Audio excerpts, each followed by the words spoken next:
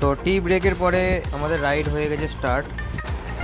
আমাদের next stop Massanjore dam.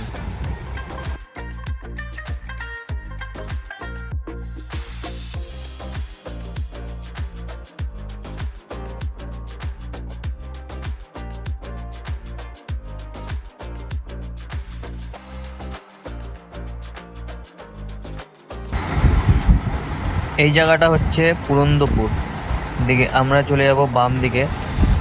আর এই ডান দিকের রাস্তাটা চলে যাচ্ছে আমোদপুরের দিকে, আমরা বাম দিকে নিয়ে নিচ্ছি সিউড়ির উদ্দেশ্যে।